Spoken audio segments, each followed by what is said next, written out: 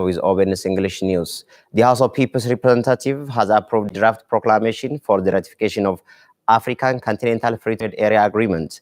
The House of People's Representative ratified unanimously the proclamation for the ratification of African Continental Trade Free Area. According to INA, at the end of February this year, 52 out of 55 countries have reportedly signed the agreement, and 20 of these, including Ethiopia, have ratified the agreement. With 2 African countries coming on board, the agreement will come into effect. The African Continental Free Trade Area will create a 1 billion people market. The agreement of establishing the African Continental Free Trade Area is expected to enhance continental trade competition, promote job opportunities, improve productivity, and expand continental trade destination.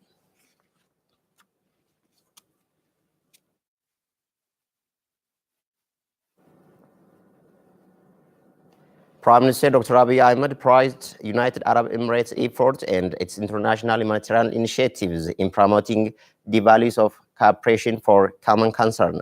Olma Bain has more on this.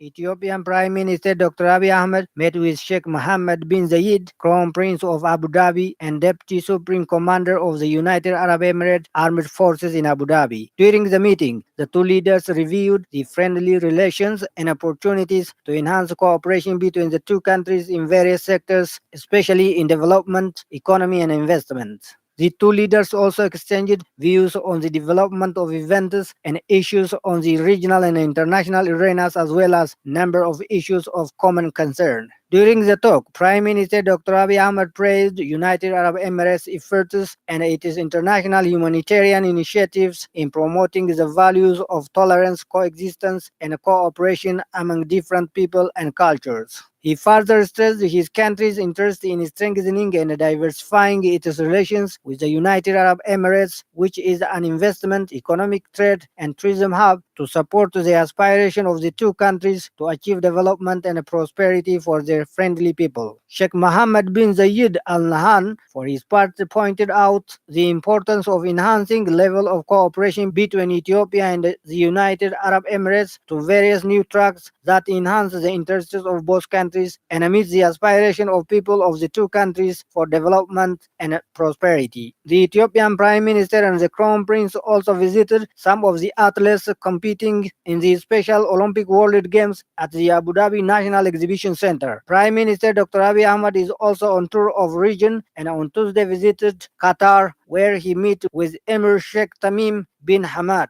Prime Minister Dr. Abiy Ahmed last visited the Emirates in July when he and Eritrean President Isaias Afwerki were honored with the United Arab Emirates' highest civil honor. Sheikh Mohammed bin Zayed conferred the Order of Zayed on both leaders at the presidential palace.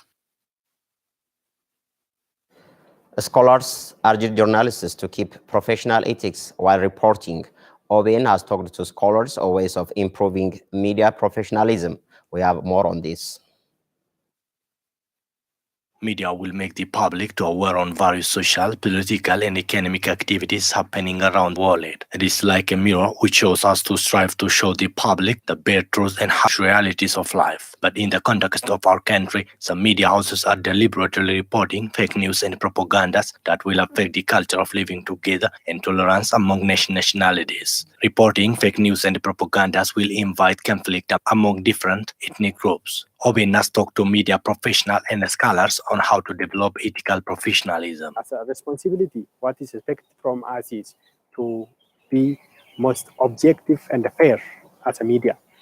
Particularly during this critical time, the media practitioners need to strictly follow the ABC of journalism, to strictly follow principle of journalism. Now, more than 10 universities in Ethiopia are offering journalism as a field of study. But I can't say every student of journalism would join media houses. I can say they have trained well. We can't say it is lack of professional ethics. It will need some study to know the fact behind this. It is better to have media council for more successful achievement. Any media must, when one gets any news, it must clarify the source before reporting to the public, to the audience. So that's it. At the same time, the government shall do his legal procedures, not politically, but legally. The scholars witnessed the role of media houses in succeeding the ongoing reform and transition to the next chapter. With regard to handling this Ethiopian political dynamics related to ethnicity, political dynamics related to political fragmentation and the conflict in Ethiopia, media, for me, should have really very responsible action in facilitating, democracy, in facilitating, a spirit of freedom in Ethiopia. አክቲቪስትና ባለሙያውን መለየት We have to look journalists or media professionals separately from activism. We can't be both journalists and activists at the same time. It is quite different profession. Media professionals should exercise ethical professionalism more than anything. The scholars also stress that media in Ethiopia lacks both freedom and capacity for years, but when they get the chance and freed, they are operating it with no limit. They also said freedom of press is not mean disseminating false and fake propaganda news. It is also all about expressing one's opinion freely and addressing news with ethical principles. The scholars also provided way of future direction for all media professionals and media houses operating in the country, as well as for the government of Ethiopia. The media must work ethically. So at the same time, the government is just trying to change this abusing laws of like press. It must be changed. Policy framework is important. The law in Ethiopia, the oppressive law, should be changed, and more democratic and participatory law should be enforced as soon as possible. The second, capacity building part of the media. It's expected from government and the related stakeholders and actors that to build the capacity of journalists, the capacity of media institutions. From the media point of view, they need media council. We need really media council very much. Media council where we can discuss, debate, and elaborate what is really acceptable standard in Ethiopian political context. The scholars also called on for all media houses to work and report based on ethical professions so as to develop and widen the press freedom gained. Our reporter Orkaba Ondemo brought us the detail on the media ethics, and let's proceed to the remaining one. The European Union has supported $8 million for the implementation of the Ethiopian drought resilience environmental policy. Thomas Gemulato has more on this. Ethiopia has undertaken various development activities to combat the problem of climate change in the past few years, following resilient green economy, policy like watershed development, and planting tree seedlings. The European Union has also providing technical support to Ethiopia in order to overcome the problem. With this, in its climate change safety net program contributes $8 million, which would be implemented in the coming 4 years, said coordinator of European Union in Ethiopia, Dominic Davox. The launch of this project is a technical assistance facility attached to the PSNP. As technical assistance, basically is to help the region and the federal government to mainstream climate smart solution into the implementation of the public work of PSNP. That project is a 4-year program. The capital budget for this program is $8 million. You have to remember that PSNP is a $3.2 billion. So, as I say, the technical assistance to impact on the overall PSNP. Mr. Dominic added that Ethiopia is among the countries affected by El Nino. That is why the European Union is working with it in this regard. The northern intertropical, what we call convergence, and that means that you have a cyclonic time and mousson time, which could be perturbated by El Nino, the El Nino effect in the ocean. That is one. Second, Ethiopia also has a large population. Forests are under threat. Land degradation is quite important. So it's important that we look at aspects that could be addressed at local level, at national level, which is land degradation, which is reforestation, which is preventing flood.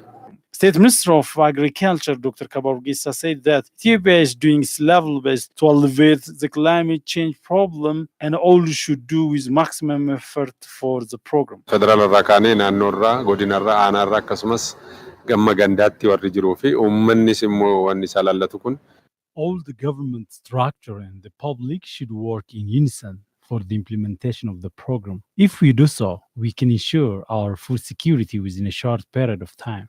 Some stakeholders are to say the following on how to tackle the problem. They have also promised to work their level best in succeeding the program. Godinaalee fi aanaalee hanqina roobaatiin gammoojjummaan rakkatan keessatti hojiin kun kan hojjetamaa jiru amma immoo carraan kun erga dhufeeti.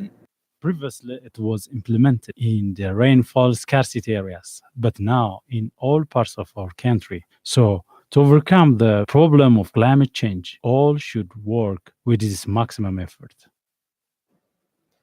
The Oromia Vital Events Registration Agency disclosed that it has been compiling clear and genuine personal data of citizens. The agency has provided awareness-raising training for stakeholders. Here is Oloma Baina for the detail. It is more than 200 years since a Vital Events Registration Agency started in some developed countries. According to some evidences, most developed countries share quality information to each other based on this agency. But in developing countries like Ethiopia, it is not common to provide quality information based on evidences. The Oromia Vital Events Registration Agency was established 2 years ago. The agency has offered awareness creation training to various stakeholders, including Police Commission of the region. Director General of the Oromia Vital Events Registration Agency, Abdullah Ogate, said the training helps to enhance justice service and reduce criminal acts. Kenniinsa tajaajila haqaa keessatti bu'aa ce'ii gabaabsa. Saffinaa fi qulqullinaan akka tajaajila haqaa lammiileedhaa kenninu taasisa. This training enables to provide quality and active justice service. It also helps to protect and minimize criminal acts. So it has a great role in peacekeeping process. Commissioner of the Oromia Police Commission, Alamayo Jigu, for his part, said that delivering quality information for citizens of the country has a significant role in enhancing and strengthening economic of the country.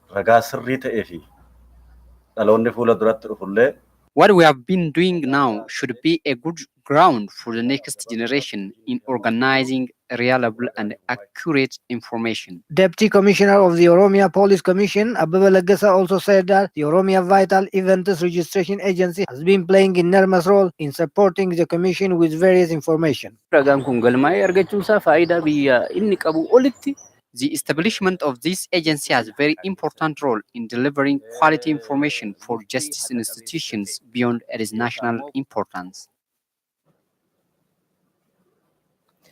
Ethiopian Airlines expresses its disappointment on the following wrong reporting of the New York Times, titled Ethiopian Airlines had a MAX 8 simulator, but pilots on doomed flight didn't receive training. According to Ethiopian Airlines, pilots completed the Boeing recommended and Flight Aviation Administration approved differences training for the B737 NG aircraft to the B737 MAX aircraft before the phase-in of the B737-8 MAX fleet to the Ethiopian operation end before they start flying the B737-8 MAX. The pilots are also made aware and well briefed on the emergency airworthiness directive issued by the Flight Aviation Administration following the Lion Air accident. The content of the airworthiness directive has also been well incorporated in all pilot training manuals, operational procedures, and working manuals the airlines briefed. The Ethiopian Airlines urged all concerned bodies to refrain from making such uninformed, incorrect, irresponsible, and misleading statements during the period of the accident investigation. International regulations require all the stakeholders to wait patiently for the result of the investigation, the Ethiopian Airlines website reported.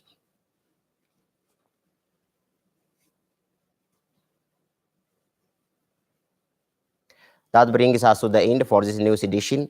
Thank you for watching and have a nice time with the remaining OBN programs.